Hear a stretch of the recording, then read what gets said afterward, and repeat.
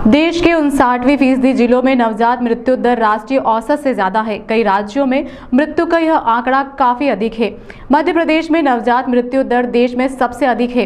इस भयावह समस्या के निदान के लिए आरडी गार्डी मेडिकल कॉलेज में नेशनल हॉस्पिटल नागपुर एवं IAP उज्जैन ब्रांच के सहयोग से फर्स्ट ब्रेथ नवजात शिशु सम्मेलन का आयोजन किया गया।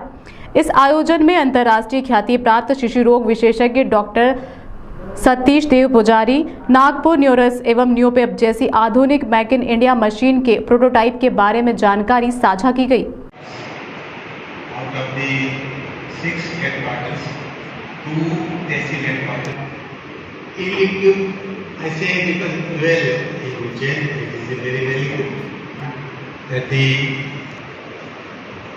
Well, but the interesting thing is the lesser known or unknown factor. Madhya Pradesh में शिशु की मृत्यु दर कम करने के लिए उज्जैन के आरडी गार्डी मेडिकल कॉलेज में फर्स्ट ब्रेथ नवजात शिशु सम्मेलन का आयोजन किया गया। संगोष्ठी में नेशनल नियोनेटोलॉजी फोरम की अध्यक्ष doctor Sushma Nakiya, Jefferson university USA के डॉक्टर जुबेर H, अज्ञाय IIT मुंबई के डॉक्टर रमेश सिंह, IGGM नागपुर के डॉक्टर सतीश देव पुजारिया, मार्विक सॉल्यूशन नई दिल्ली के डॉक्टर R कुमार एवं हैदराबाद के डॉक्टर सकामुरी एवं IIT इंदौर के डॉक्टर अनंत पारे शामिल हुए। फर्स्ट ब्रेथ कॉन्फ्रेंस का मुख्य उद्देश्य देश में बढ़ रही नवजात शिशु दर की रोकथाम के लिए सुदृढ़ कार्यनीति सुनिश्चित करना है। राष्ट्रीय एवं अंतर्राष्ट्रीय प्रतिष्ठित संस्थानों की आरडी गार्डी मेडिकल कॉलेज के साथ सहभागिता के द्वारा नवजात पुनर्जीवन तकनीक एवं इससे संबंधित चुनौतियों के बारे में चर्चा की गई। इस कॉन्फ्रेंस का केंद्र बिंदु नागपुर के निर्मित न्यूरेस्प एवं न्यूपेप के प्रोटोटाइप का लोकार्पण एवं centre of excellence in neonatology department of paediatrics RD Gardi medical college का उद्घाटन करना है, जो भविष्य में नवजात मृत्यु दर को कम करने के लिए अग्रसारित होगा। इस टेक्नोलॉजी ट्रांसफर में मुख्य भागीदार IIT Mumbai, IIT Indore, Optimedix Ahmedabad, Marvik simulation solution एवं इंडी वाइटल डिवाइसेस है।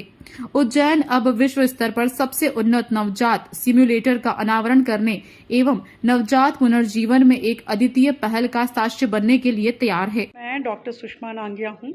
मैं नियोनेटोलॉजी विभाग की प्राध्यापक एवं विभागाध्यक्ष हूँ Lady Hardinge Medical College Delhi में, और इस साल मैं नेशनल नियोनेटोलॉजी फोरम की प्रेसिडेंट हूँ। ये उज्जैन के आरडी गार्डी मेडिकल कॉलेज में आज एक बहुत अच्छा जो है कदम लिया गया है, जिसमें फर्स्ट ब्रेथ यानी पहली श्वास पे एक कॉन्फ्रेंस की जा रही है। हम सब जानते हैं कि पहली श्वास हम सब के लिए बहुत ज़रूरी है, तभी हम और आप आज सही तरीके से ज़िंदा हैं। तो जो बच्चे जो कि जन्म के समय सांस लेने में उनमें कुछ दिक्कत होती है, उसकी मदद करने के लिए क्या हमें टेक्नोलॉजी चाहिए और क्या हमें लोग चाहिए जो कि ट्रेंड हैं, ताकि उस बच्चे को पहली ब्रेथ यानी पहली श्वास देने में सक्षम हो। तो ये कार्यशाला आज उसी को समझाने पढ़ाने के लिए आयोजित की गई है। यहाँ काफ़ी सारे अच्छे हमारे लोग आए हैं जो इस बारे में विचार रखेंगे अपना, जिन्होंने खुद जो एक्सपर्ट हैं नवजात शिशु की देखभाल करने में। धन्यवाद। सतीश देव पुजारी हूँ, मैं प्रोफेसर हूँ नागपुर में, और ये रिसर्च मेरा इंटरेस्ट है इंजीनियरिंग में। कई डिवाइसेस हमने बनाए हैं अभी तक। कोविड टाइम में भी बहुत हमने इंडिया का पहला वेंटिलेटर बनाया था, और उस तरह का एक ये प्रोजेक्ट है जिसमें मध्य प्रदेश में नवजात शिशु की मृत्यु संख्या बहुत ज़्यादा है, मीन्स ऑलमोस्ट बांग्लादेश की इतनी है, और उसको हमको कम करना ये WHO का यूनिसेफ का सबसे इम्पोर्टेंट चीज़ है।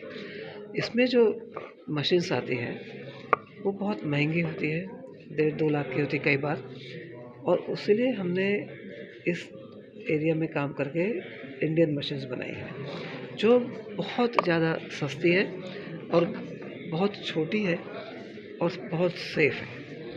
उस दृष्टि से ये कॉन्फ्रेंस अरेंज किया था कि भाई इंजीनियर्स एंड डॉक्टर्स साथ में मिलके कुछ रिसर्च करें, क्योंकि बहुत बार ये अलग अलग फील्ड में काम होने के कारण ये रिसर्च नहीं होता है।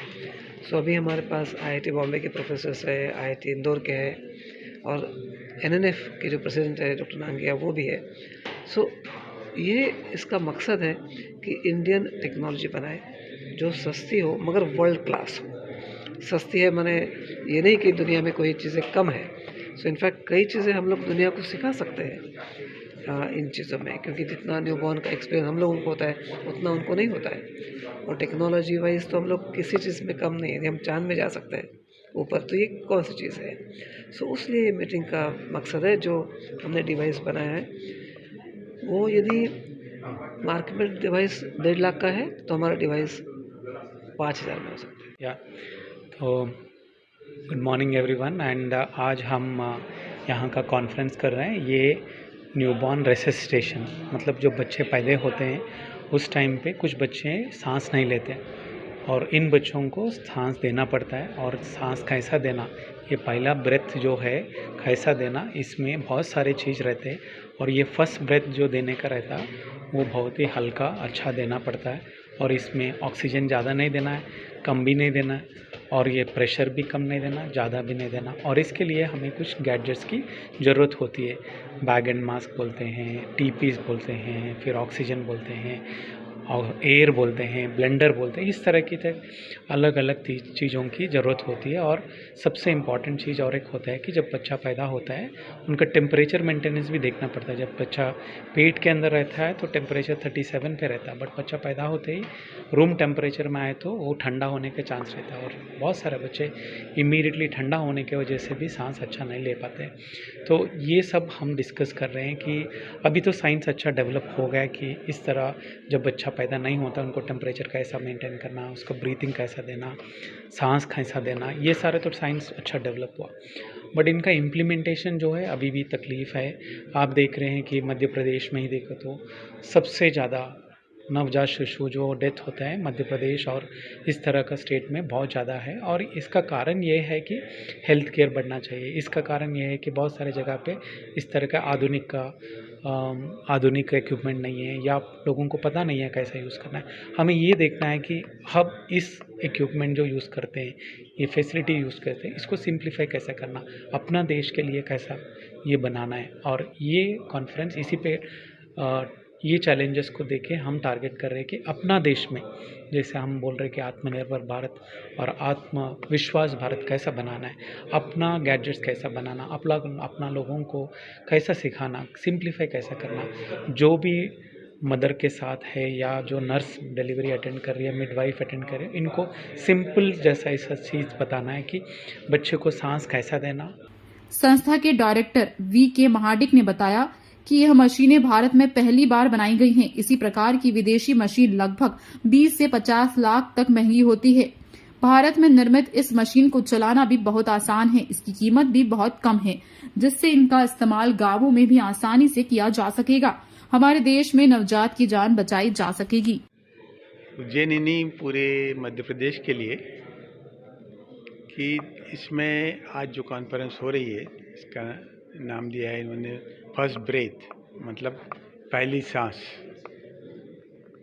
बेसिक बात यह है कि मध्य प्रदेश में जो जन्म के समय जो मृत्यु दर होती है पहले 28 दिनों में, वो देश में सबसे ज़्यादा है, मतलब 31 पर 1000 का रेट है। तो वो कैसे अपना मध्य प्रदेश में ये जो एक दाग लगा हुआ है इसको कैसे ये करा जाए, मिटाया जाए, इसके लिए ये कॉन्फ्रेंस आयोजित की गई है, जिसमें प्रेसिडेंट नेशनल न्यूरोलॉजी फोरम भी आए हुए हैं, डॉक्टर देव पुजारी आए हुए हैं, अमेरिका से भी आए हुए हैं। सभी की जो मत होंगे ये सिचुएशन इम्प्रूव करने के लिए, वो पूरे प्रयत्न करे जा रहे हैं। उसमें महत्वपूर्ण बात यह है कि डॉक्टर देव पुजारी ने 2 ऐसे इक्विपमेंट तैयार किए हैं जो कि कल यहाँ से लॉन्च होने वाले हैं, जो कि कम से कम पैसों में उपलब्ध होंगे। जो आज उपलब्ध है वो बाहर से इंपोर्ट होके आते हैं, जिनकी कीमत 20 लाख, 25 लाख, 30 लाख और 2 करोड़ तक होती है। पर ये इक्विपमेंट जो बनाए गए हैं इनमें बहुत ही सिंपल टेक्नोलॉजी यूज़ करी है, जिससे ये गांव-गांव में भी सरकार भी दे सकती है और लोग अपना भी खरीद सकते हैं। ये एक मतलब इम्पॉर्टेंट माइलस्टोन है, जो कि बच्चों की जन्मजात होने वाले न्यूबॉर्न में ये इसकी रोकथाम हो सके मृत्यु की। सर आड़ी उच्चांग को ये सौगात नहीं, ये तो कल से ये सेंटर का इनाग्रेशन हो रहा है और जो पहला मशीन्स का ट्रायल है वो यहाँ कल से चालू हो जाएगा।